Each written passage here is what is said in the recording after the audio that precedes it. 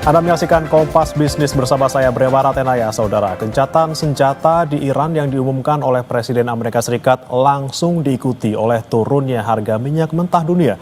Sebelumnya Iran mengancam melumpuhkan Selat Hormuz sebagai jalur distribusi laut minyak dunia. Apa strategisnya Iran dan Selat Hormuz bagi Indonesia? Berikut ulasannya. Secara historikal, minyak dan Timur Tengah nyaris tidak pernah stabil. Keduanya seakan diciptakan selalu bergejolak. Perang antara Iran-Israel dan kini Amerika Serikat terlibat membuat harga minyak mentah dunia naik turun. Fokus dunia saat ini bukan sekadar aksi militer, melainkan keberlangsungan Selat Hormuz sebagai jalur distribusi laut minyak dunia. Ancaman Iran menyerang Hormuz jika terrealisasi dipastikan mengacaukan dunia, termasuk Indonesia sebagai net importir minyak. Ini adalah peta Selat Hormuz, letaknya sangat strategis di Timur Tengah. Punya lebar 54 km, Hormuz merupakan pintu gerbang Teluk Persia sekaligus jalur rantai pasok berbagai komoditas dunia. Reuters bahkan bilang selat ini berkali-kali menjadi pusat ketegangan dunia dalam 10 tahun terakhir. Pakai data Badan Energi Internasional pada tahun 2023, minyak mentah yang diangkut melewati Selat Hormuz rata-rata 20 juta barel per hari. Volume ini hampir 30% dari total perdagangan minyak dunia. Sekitar 70% minyak mentah itu ditujukan ke negara-negara di Asia seperti Tiongkok, India, dan Jepang yang merupakan pembeli terbesarnya. Hormuz juga merupakan jalur ekspor bagi 20% gas alam cair dunia. Indonesia sebagai net importir minyak lewat Pertamina juga sudah mengantisipasi jika Selat Hormuz diganggu perang. Beberapa jalur alternatif akan ditempuh sebagai antisipasi. Ya, jadi terkait dengan situasi konflik di Timur Tengah yang mulai memanas, Pertamina sendiri sudah melakukan monitoring dan kami meningkatkan pengawasan terhadap pergerakan kapal-kapal tanker kami, khususnya yang memasok minyak mentah dari Timur Tengah dan sekitarnya ke wilayah Indonesia. Melalui Pertamina International Shipping, kami juga sudah mengecek dan sudah memastikan bahwa seluruh kapal yang melewati rute internasional saat ini dalam kondisinya aman, sehingga pasokan masih berjalan dengan normal. Pertamina juga sudah memitigasi dan merencanakan sejumlah rute alternatif jika memang nanti eskalasinya akan meningkat. Sejak perang pecah di Iran karena Israel, harga minyak mentah dunia melesat ke atas $70 Amerika Serikat per barel dari sebelumnya di level 60-an dolar. 23 Juni 2025, harga minyak sedikit melandai karena Presiden Amerika Serikat Donald Trump mengumumkan gencatan senjata setelah pangkalan militer Amerika di Qatar diserang Iran. Minyak yang langsung landai setelah pernyataan Trump juga membuktikan pergerakan harga komoditas ini tidak hanya dipengaruhi oleh stok dan permintaan, melainkan oleh persepsi. Inilah yang harus diwaspadai Indonesia. Beruntungnya harga minyak dunia jenis Brent yang jadi acuan Indonesia belum melebihi asumsi APBN di level $82 Amerika Serikat. Tahun lalu minyak mentah Indonesia atau ICP bergerak di level $70, sedangkan Mei 2025 di level $62 Amerika Serikat per barel. Menteri Keuangan Sri Mulyani bilang perang wilayah strategis minyak memperparah tekanan ekonomi Indonesia yang juga sedang kerepotan menghadapi tarif Trump. Ditambah dengan berbagai kebijakan-kebijakan makro, terutama di bidang fiskal negara-negara maju, dan kemudian ditambah dengan kondisi geopolitik dan security yang sangat negatif, menegang dan bahkan sudah pecah perang yang menimbulkan kemudian ketidakpastian komoditas, supply chains. Ini semuanya menghasilkan dua risiko yang immediate. Risiko pertama adalah ketidakpastian harga cenderung naik, seperti harga minyak yang naik. Namun di sisi lain, dari sisi perekonomian global akan cenderung melemah. Jadi kombinasi kenaikan harga-harga karena disrupsi geopolitik dan security itu menyebabkan tekanan harga berarti inflasi naik, namun dikombinasikan dengan ketidakpastian yang menyebabkan ekonomi global melemah. Itu kombinasi yang harus kita waspadai karena tidak baik. Perlemahan ekonomi membuat dampak yang buruk, kenaikan inflasi dan kemudian menimbulkan kenaikan yield, apakah karena adanya geopolitik atau karena adanya fiscal policy. Kedua hal ini menyebabkan dampak kepada seluruh dunia termasuk Indonesia. Ini akan juga menggerakkan nilai tukar dan juga suku bunga global. Sebagai informasi, salah satu kilang terbesar di Indonesia yaitu Cilacap masih sangat bergantung impor atau suplai minyak mentah jangka panjang dari Saudi Aramco. Jika Selat Hormuz tutup, akses atau rantai pasok akan terganggu. Di satu sisi, kenaikan harga minyak setiap $1 Amerika Serikat juga membebani APBN sampai 10 triliun rupiah. Diah Megasari Anjaya, Tim Liputan, Kompas TV.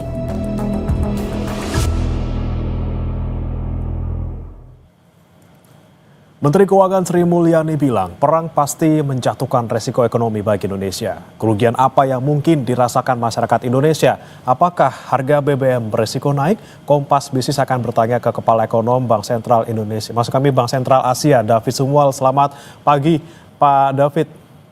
Selamat pagi, Mas Bre. Ya, Pak David, kita sebelum ke Iran ke Amerika Serikat dulu. Ini kalau kita lihat secara historikal, ini kalau misalnya data ekonomi Amerika Serikat lagi jelek-jeleknya nih Pak. Kemudian yang salah satu yang terbaru ini adalah defisit anggaran yang tembus sampai 1 triliun dolar Amerika Serikat. Kemudian muncullah perang di Timur Tengah.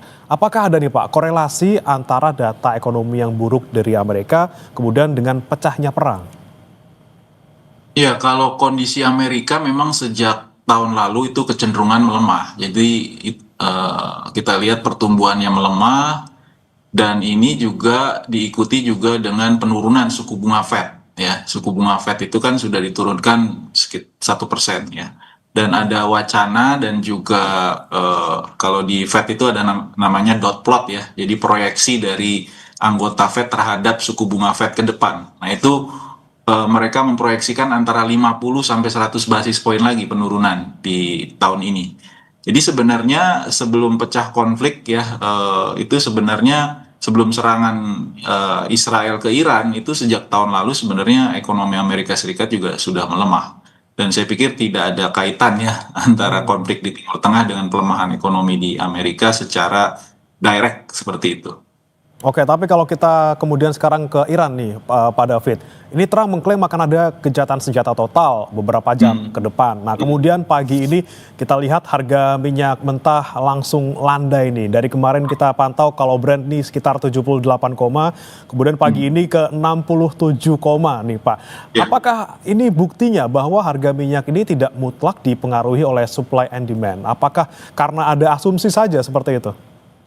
Sebenarnya kondisi pasokan minyak global itu sekarang dalam kondisi yang oversupply ya. Jadi dalam setengah tahun terakhir itu oversupply.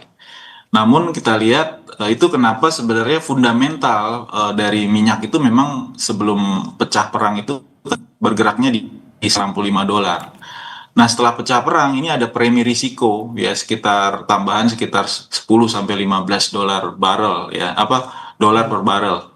Dan ini yang membuat harga minyak melonjak.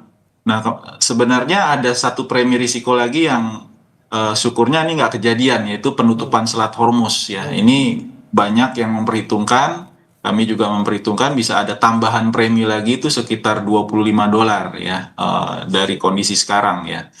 Jadi memang lebih digerakkan oleh sentimen, memang pergerakan minyak akhir-akhir ini, Mas Bre ya, akibat kotet ini ya, balas membalas ya antara Iran dan Israel. Ya. Oke, kemudian bagaimana harga minyak ke depan jika memang konflik ini terus berlanjut dan sampai Selat Hormuz ditutup? Jangan kemana-mana saudara dan Pak David, kita akan bahas usai jeda berikut tetap di Kompas Bisnis.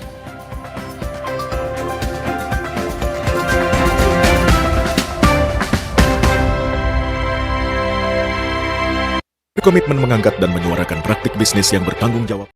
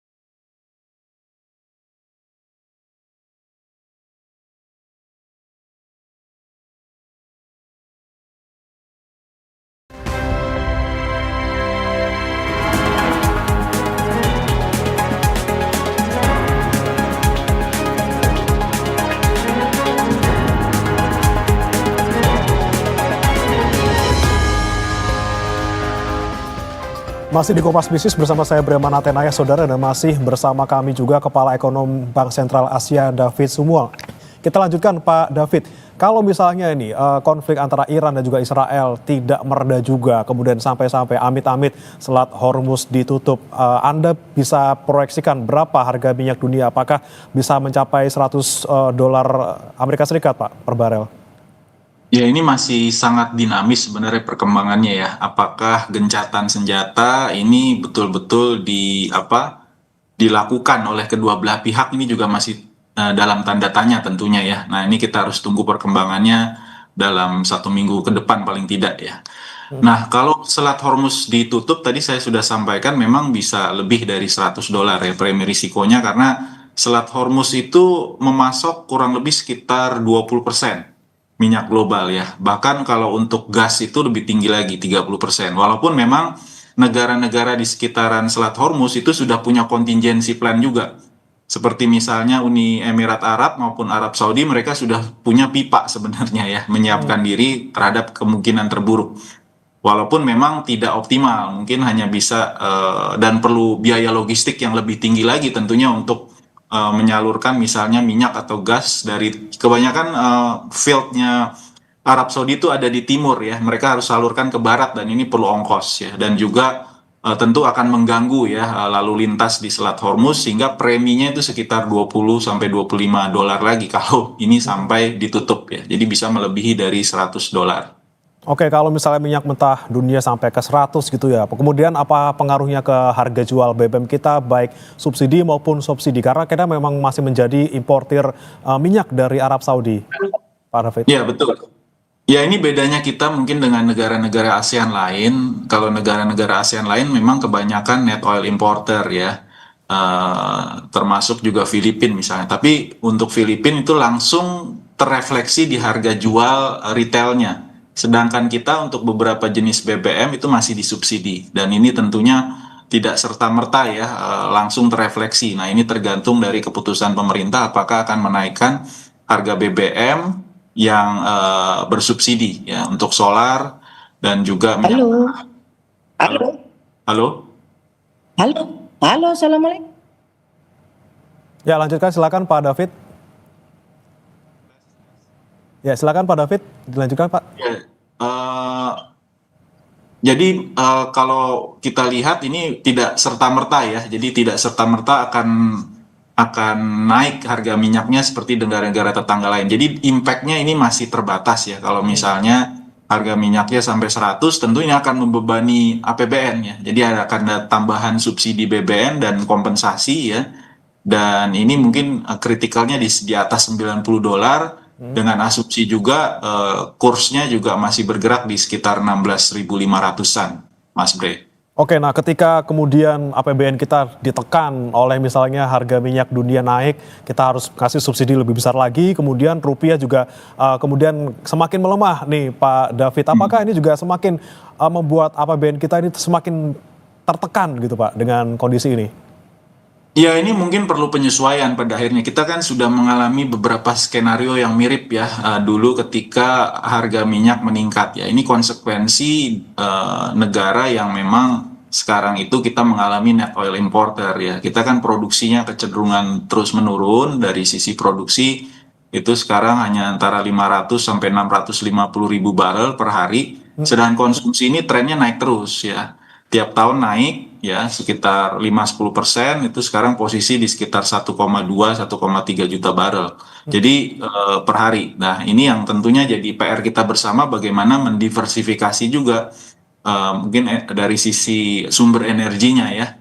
Dan nah, ini peran dari pemerintah juga untuk mendorong eksplorasi dan eksploitasi energi yang lain ya. Energi yang lain kan banyak nih, mulai dari energi terbarukan, energi geotermal, lalu juga batu bara dan lain-lain, yang sehingga energi mix-nya jadi buat Indonesia risikonya bisa kita kurangi ya, kemungkinan terburuk dari kenaikan harga minyak misalnya. Oke, bisa cari alternatif sumber lain ya Pak ya. Betul, Kemudian, tapi betul. kalau kita lihat proyeksi rupiah sekarang ini Pak, kemudian apa Anda lihat jangka panjangnya gejolaknya seperti apa? Apalagi misalnya sekarang investor asing lagi ragu-ragu gitu ya untuk ke Indonesia, pasar keuangan kita lagi seperti ini gitu ya di negara-negara berkembang ini. Seperti apa Anda melihatnya?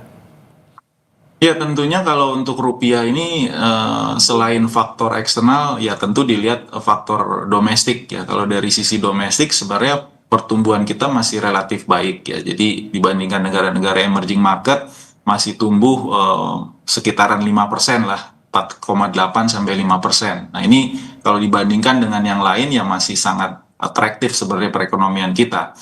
Tapi memang kita cukup vulnerable kalau ada gejolak-gejolak ya seperti tarif ini kan juga yang menyebabkan rupiah kita tertekan nih, salah satunya adalah gejolak akibat perang tarif ya. Nah ini yang kita khawatir karena juga peran dari asing di pasar portofolio juga masih relatif lumayan besar gitu ya. Jadi keluar masuknya asing di pasar portofolio itu juga bisa mempengaruhi stabilitas dari rupiah sendiri, Mas Bre. Oke, baik. Tapi kita kembali ke minyak nih Pak. Memang sekarang beruntungnya nih kenaikan harga minyaknya masih di bawah asumsi APBN, di bawah 82 dolar Amerika. Tapi apakah kita harus antisipasi dari sekarang? Dan kira-kira kalau ke depannya memang amit-amit gitu ya Pak, di atas 82 ataupun 100 sampai minyak melesat, kita prioritasnya kemana nih Pak? Kita bengkakkan subsidi dari APBN sampai kayak gitu, apakah nanti kita naikkan BBM harganya ketika misalnya daya beli masyarakat kita lagi menurun gitu Pak? Ya sebenarnya untuk BBM kebijakan dari pemerintah ini kan pelan-pelan mengurangi subsidinya ya, karena subsidi ke harga suatu komoditas ini secara ekonomi maupun juga secara social justice kurang begitu pas begitu ya, karena ini kan dinikmati oleh semua orang ya kalau BBM naik ataupun kalau misalnya harga BBM-nya seperti negara-negara lain tuh memang pengaruhnya ke APBN-nya bisa lebih diminimalisir begitu. Jadi memang kita perlu juga melihat mekanisme-mekanisme lain bagaimana caranya supaya subsidinya lebih terarah tentunya. Tapi kalaupun nanti harga minyaknya naik, ya memang dan kita lihat ini cukup sustain, ya mau nggak mau pasti akan ada penyesuaian-penyesuaian ya. Kalau kita lihat dari pengalaman, mungkin adjustment-nya bisa ke arah pengeluaran pemerintah dulu mungkin ya, baru mungkin the last resort-nya baru penyesuaian harga. Seperti itu Mas Bre. Oke, lebih bijaknya pengeluaran yang lain di rem-rem dulu sebelum akhirnya menaikkan harga BBM ya Pak ya. Baik, terima kasih Pak David Sumual, ekonom BCA sudah bergabung bersama kami di Kompas Bisnis. Selamat pagi. Saudara, jangan beranjak, Sapa Indonesia Pagi akan kembali dengan informasi seorang anak perempuan 9 tahun di Tulang Bawang, Lampung ditemukan tewas. Diduga ia dibunuh dengan cara diracun dan menjadi korban kekerasan seksual. Sesaat lagi.